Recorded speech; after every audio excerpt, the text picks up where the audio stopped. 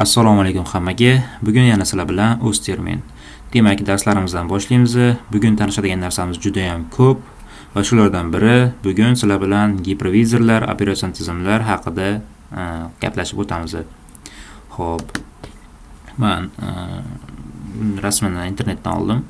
Xo'p, kelinglar, gipervizor o'zi nima, u nima vazifa bajaradi, hozirroq tanishib o'tamiz. Ya'ni gipervizor umuman olganda bu bir virtual mashinalarni boshqaradigan dastur yoki tizim deb tushunishinglar mumkin. Ya'ni u birgina kompyuterda, ya'ni bir nechta operatsion tizimlarni, mana bu operatsion tizimlarni ishlatishga imkon beradi, ya'ni bizga. Xo'p, agar umuman oladigan bo'lsak, gipervizorlar o'zi ikki turga bo'linadi. Ya'ni birinchisi bar metal gipervizorlar, mana bu birinchi ko'rib turganlaring, ikkinchi ko'rib turganlaring esa host gipervizorlar deyiladi. Ya'ni birinchi gipervizorlar bilan ikkinchi gipervizorlarni o'ziga yarasha farqlari mavjud. Ya'ni birinchi bar metal gipervizor, ya'ni to'g'ridan to'g'ri hardware ko'rib turibsizlar, hardware ustiga o'rnatiladi va juda ham tez ishlaydi. Bu asosan ya'ni serverlar uchun ishlatiladi. Ya'ni bilamiz, ya'ni serverlar uchun juda ham ko'plab gipervizorlar bor. Misol uchun VMware ESC yoki bo'lmasa Microsoft Hyper 5 degan gipervizorlar bor. Agar oladigan bo'lsak, ikkinchi biz foydalanadigan, ya'ni juda ham ko'p foydalanadigan gipervizor turi bu host gipervizorlar. Biz mana bu ikkinchi pastdagi ko'rib turganlaring.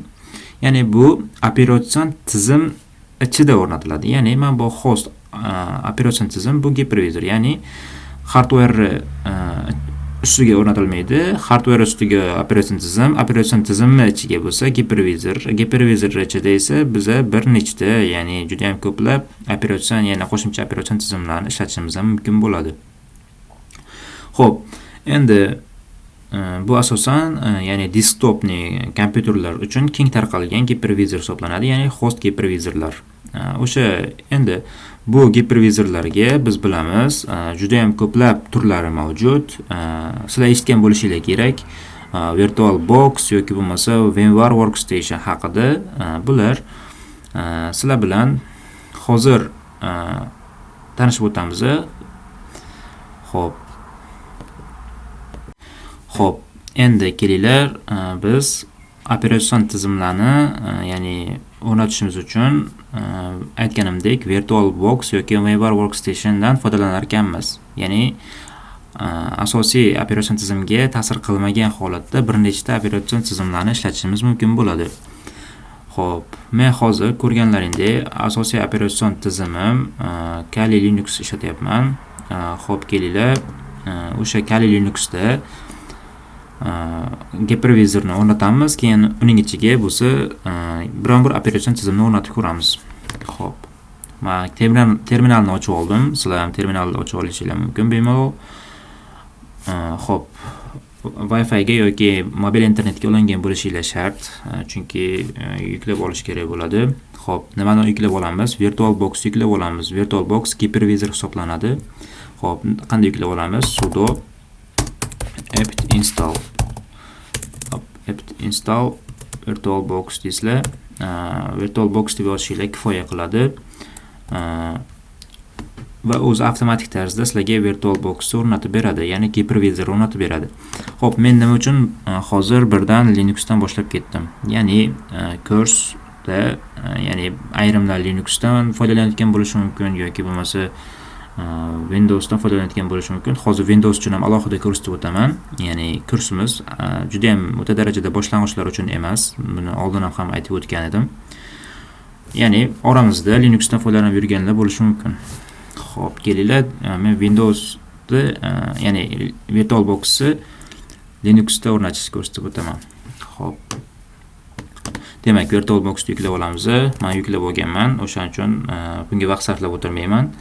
Keyin sizlarda kernel bilan bog'liq muammo bo'lib qolishi mumkin. Ya'ni Linuxdagi kernel bilan Virtual Box o'rtasidagi muammo bo'lib qolishi mumkin. O'shaning uchun bitta to'liq qo'llanma beraman, ya'ni kernel bilan bog'liq muammoni bartaraf etish uchun. Xo'p, nima qilamiz? Sudo nimani yuklaymiz? Bunda ham apt install qilamiz. Xo'p, VirtualBox yo'q, VirtualBox o'rnatmaymiz. Demak, build demak essential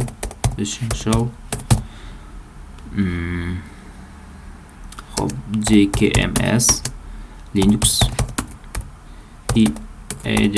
headers de chircha qo'yamiz, dollarcha qo'yamiz. Keyin qaus ochamiz, uname -r qo'yasizlar, qaus yopasizlar. Всё. Bu yerda nima bo'lyapti? Hozir, ya'ni kernel bilan bog'liq muammolarni oldini olish uchun, ya'ni biz hozir VirtualBox'ni birinchi o'rnatib oldik, to'g'rimi? Endi o'sha VirtualBox ya'ni bizning kernelimizga to'g'ri kelmasligi mumkin, ya'ni bizning yadromizga to'g'ri kelmasligi mumkin. O'sha yadroga to'g'ri kelmaslikning oldini olish uchun oldindan bo'lmoqchi bo'lgan xatoliklarni, ya'ni qanaqadir bug, errorlarni oldini olish uchun ushbu komandani yozishingiz kifoya qiladi. Va shu bilan sizda menimcha bu muammo bo'lmaydi. Buni ham yuklab o'tirmayman, menda o'sha tayyor. Xo'p, kelinglar, endi bizda VirtualBox yuklanadi. Qidiruvdan shunchaki VirtualBox deb qidirasizlar va mana bu yerga olib kelib qo'yib qo'ysanglar bo'ldi. Ya'ni asosiy bu yerga qo'shiladi. Xo'p, men qo'shib qo'yganman. Demak, xo'p, mana ko'rishingiz mumkin. Demak, kirganimizda sizlarda mana bunaqa narsalar bo'lmaydi boshida. Xo'p. Endi buning ichiga biron bir operatsion tizimni o'rnatamiz. Kelinglar, oldin brauzerga kirib olamiz. Brauzerdan qidiraman men, ya'ni Windows misol uchun 10. Windows 10.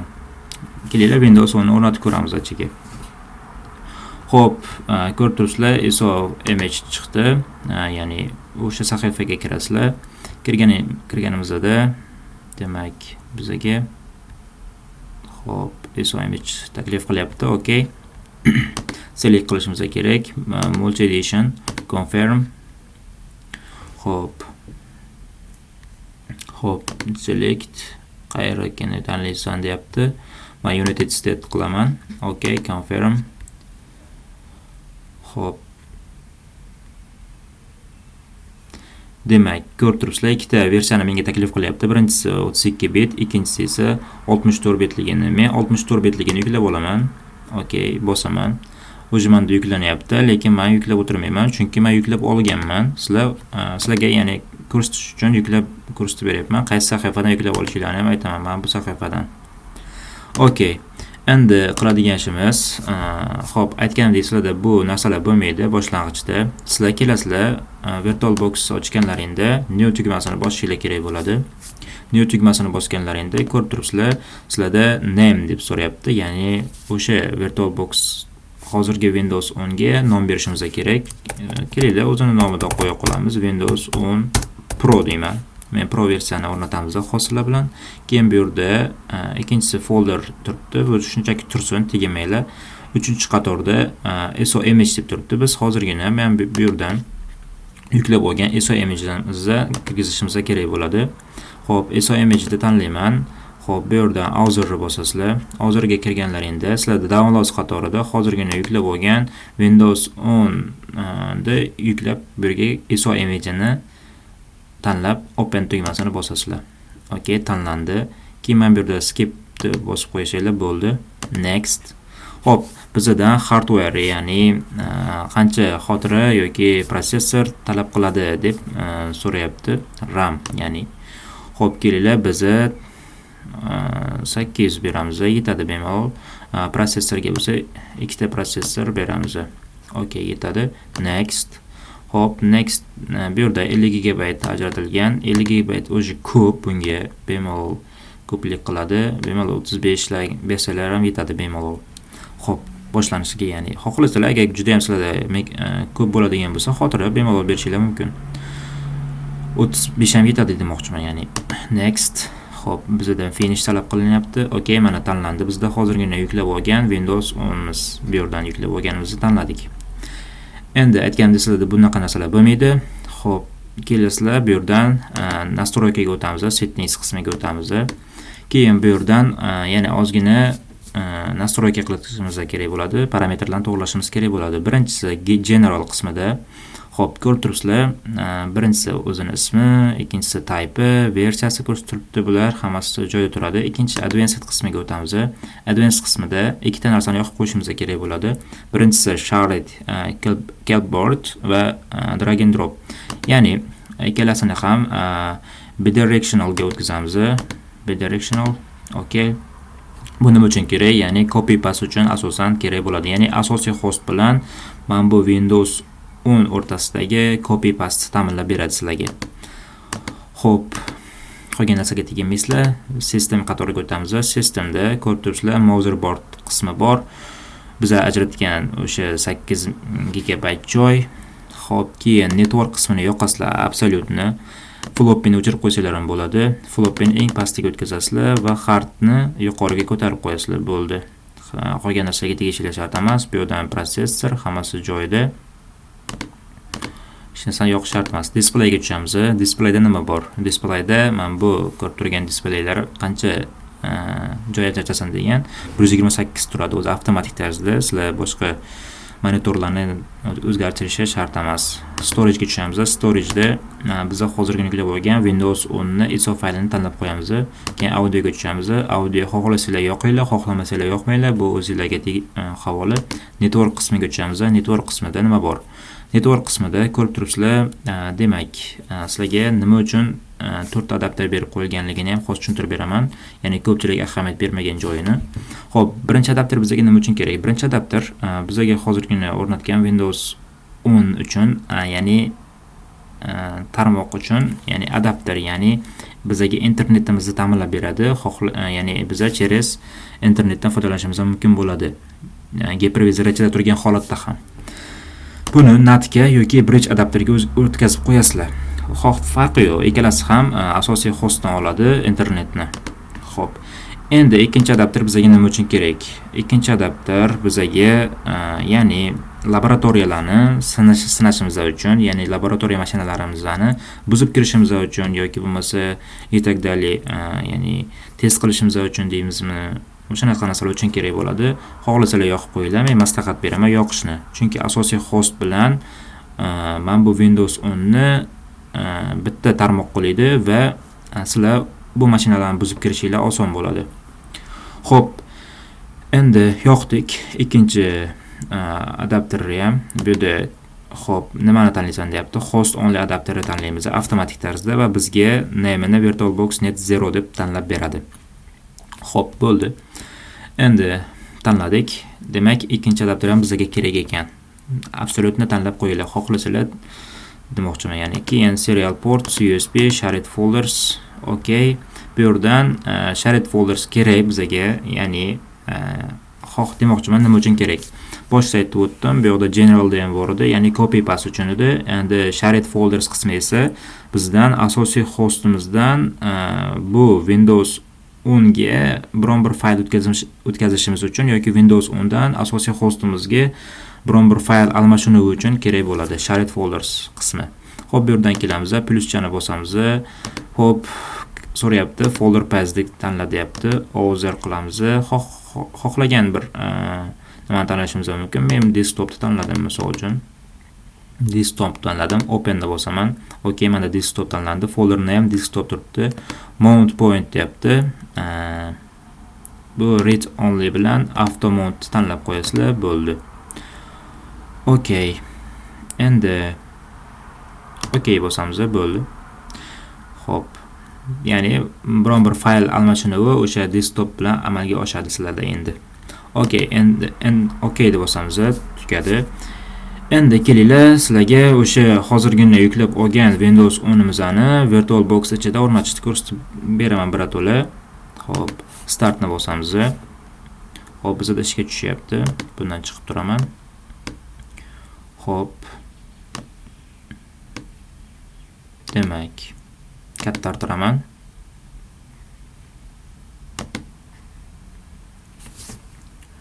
Xo'p, bizda chiqib turibdi, ya'ni English turibdi. Men inglizcha turaversa, next deb bosamiz, install bosamiz.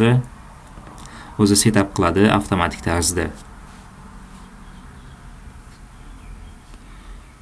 Xo'p, ozroq vaqt oladi. Demak, bu yerda ko'rib turibsizlar, aktivatsiya Windows deb turibdi. Aktivatsiya Windows degani, ya'ni Windows'ni aktivatsiya qilgan degani. Ya'ni bizda product key bormi deb so'rayapti. Bizda product key yo'q degan qismini tanlaymiz. I don't have a product key.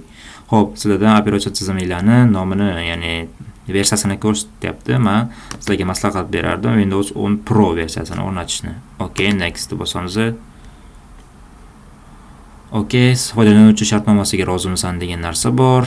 Xo'p, rozimizani bosamiz. Next. Xo'p, upgrade install deb tanlayapti yoki customni. Biz custom, ya'ni advanced qismini tanlaymiz. Hozirgina biz ajratgan 35 GB joyi o'zi avtomatik tarzda ko'rsatiladi. Next bosamiz, ya'ni xo'p, o'zi o'rnatiladi bu yerda. Ozroq kutib turamiz, ya'ni o'rnatilguncha. Xo'p, bizda o'sha yuklash jarayoni yakunlanyapti. Yana ozroq kutamiz.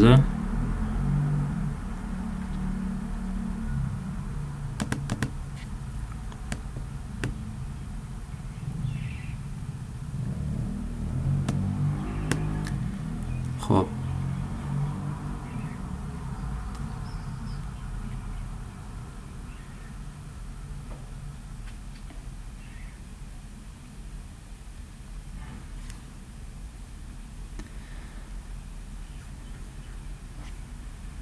Demak, bizda restart continue deb chiqdi.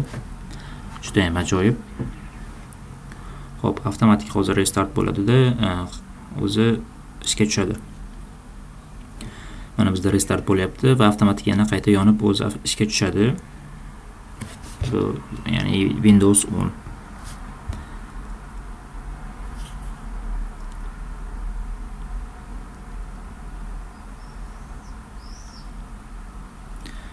Xo'p, ozroq kutamiz.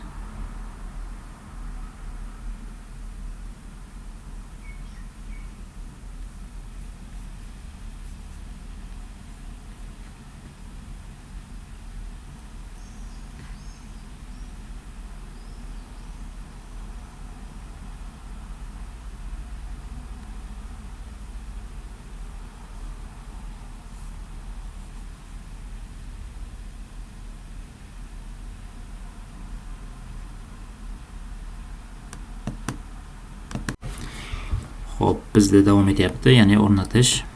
Yana ozroq kutamiz. Bu biroz vaqt oladi.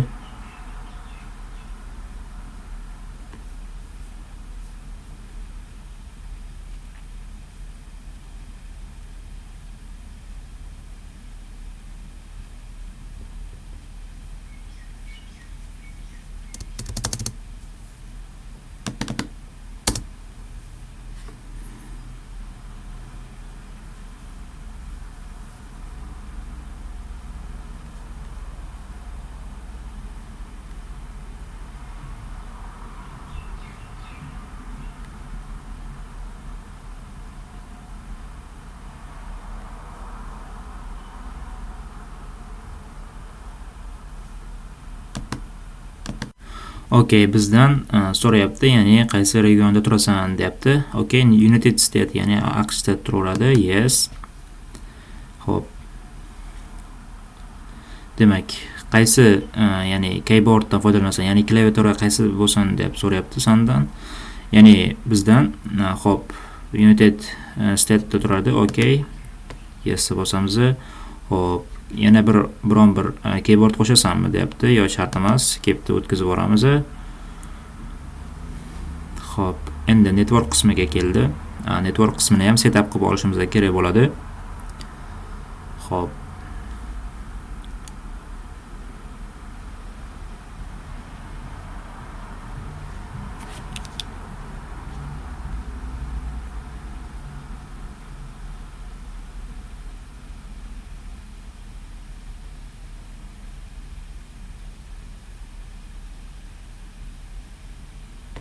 Demak, bu ham biroz vaqt olar ekan.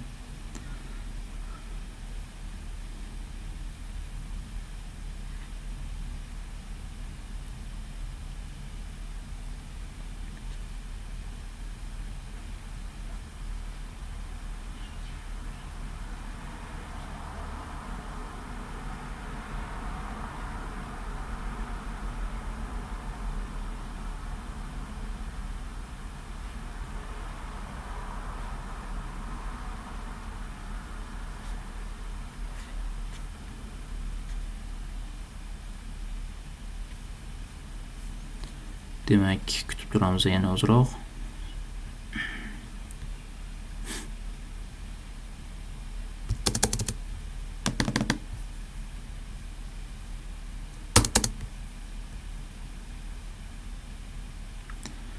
Kompyuterini o'chirmay tur deyapti. Okey.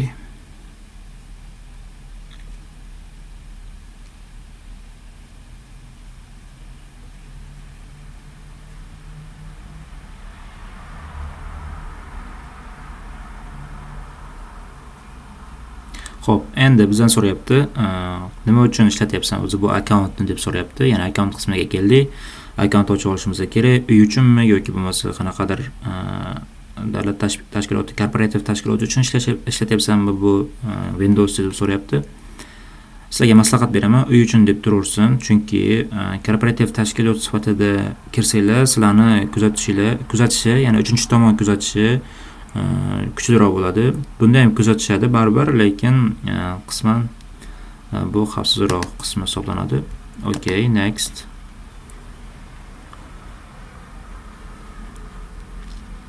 Xo'p, senda deyapti, akkaunt bormi deyapti. Yo'q, menda offline akkaunt qilib ochib olamiz. Offline akkaunt bosaman. Endi sen so'rayapti, Microsoft yoki biron bir tizimni ochasanmi deb so'rayapti. Next bosib o'rmanglar. Bu yoqdan limited degan narsani bosasizlar. Xo'p, ismini nima qo'yasan deyapti. Ya'ni personal kompyuteringni ismini nima qo'yasan deyapti. Xohlagan nominglarni qo'yishinglar mumkin. Men Gary deb nomladim. Next. Parol so'rayapti. Parol kiritib olamiz. Okay, parol takrorlaymiz. Xo'p, 3 ta savolga javob berishimiz kerak. Demak, biron bir любой narsalarni klaviaturadan narsalarni yozib tashlashingiz mumkin, farqi yo'q. Xohlaganingizga bosasizlar, bosib tashlaysizlar. Всё. 3 ta savolga javob berishimiz kerak. Demak, o'zi bizda tayyor. Endi xo'p, aytayapti, brauzer o'rnatasanmi, ya'ni Microsoft Edge o'rnatasanmi deb so'rayapti.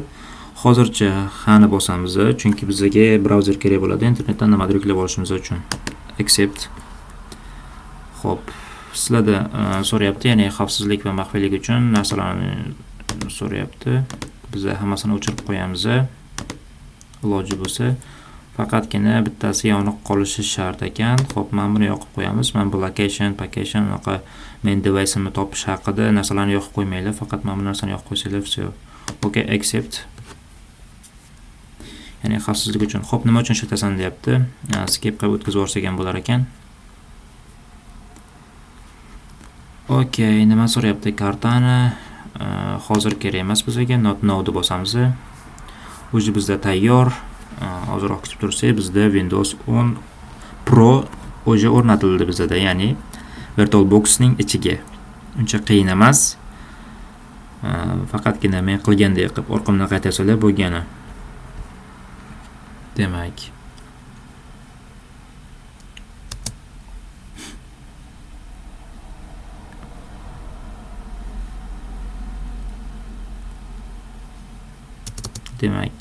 hozirroq kutib turamiz.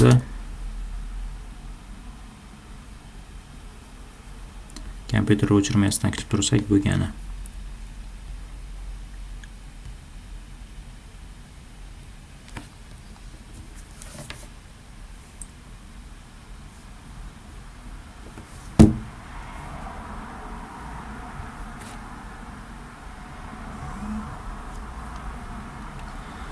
Xo'p,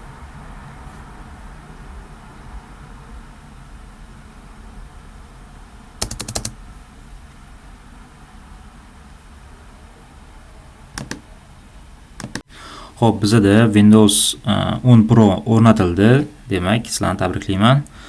Xo'p. Demak, ko'rinishi shunaqa bo'ladi kirganlaringda. Demak, ko'rib turibsizlar, hozir bizda ekran kichkina, ya'ni display kichkina holatda bo'lib qolgan. Buning sababi bizda VirtualBox GUIs Addition ISO o'rnatilmagan. O'shaning uchun kichkina holatda turibdi ko'rganlaringda. Ya'ni bu juda ham noqulay, sizlarga ishlashiga noqulaylik tug'diradi. O'shani oldini olish uchun hozir bizga ekranni full qilamiz, ya'ni kattartiramiz. Buni qanday qilishni hozir ko'rsataman. Demak, bu yerdan minus qilib chiqib turamiz. Demak, terminalga qaytamiz. Demak, terminalda hop, nima qilishimiz kerak bo'ladi? Biz sudo apt install qilamiz.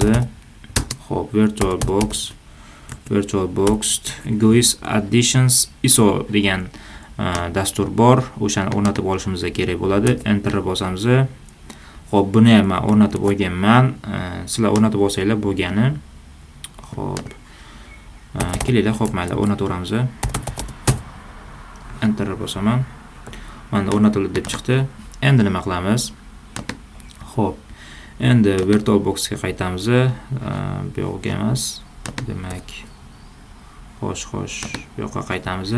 Demak, bu yerdan bu yonib turgan holatda bir device degan qism bor. Device'dan insert GUIS addition cd image degan qismi bor. O'shani bosamiz bir marta. Hop, endi File Explorerga kiramiz. Hop, File Explorerni ochganimizda bu yerdan this PC degan qismiga tushishimiz kerak bo'ladi.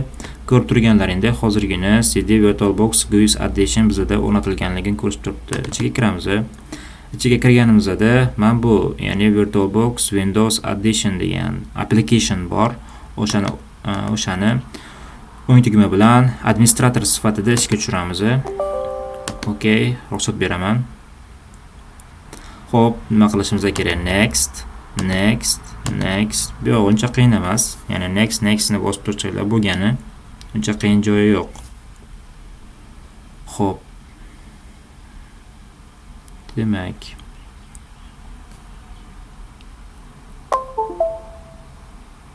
hop, bizda reboot so'rayapti, ya'ni restart qilishimiz kerak. Okay, bu restart yonib tursin. Bitta restart qilamiz.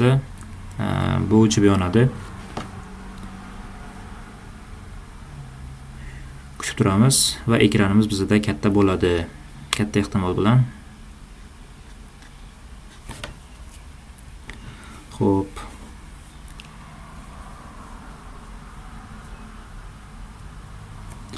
Demak, bizda katta bo'lish kerak edi, negadir katta bo'lmadi. Hop, parol bilan ichiga kirib olaylik.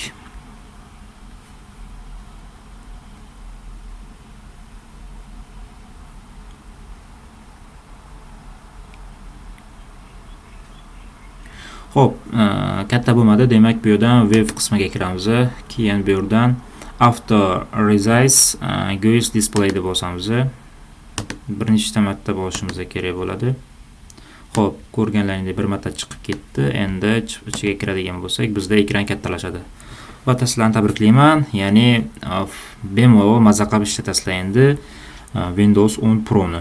Hozir bizda Windows 10 Pro o'rnatildi va sizlarda ikkita narsani o'rgatib ketdim. Ikkita narsani o'rgatib ketdim, ya'ni. Hop, bu asosiy operatsion tizimi Linux bo'lganlar uchun edi, ya'ni Linux yoki Ubuntu farqi yo'q. Hop, endi ikkinchi qismida esa biz asosiy operatsion tizim Windows bo'lib turgan holatda VirtualBox yoki VMware Workstation'da o'rnatib ko'rsatib beraman. Va ichiga biron bir dastur o'rnatamiz. Hop. Demak,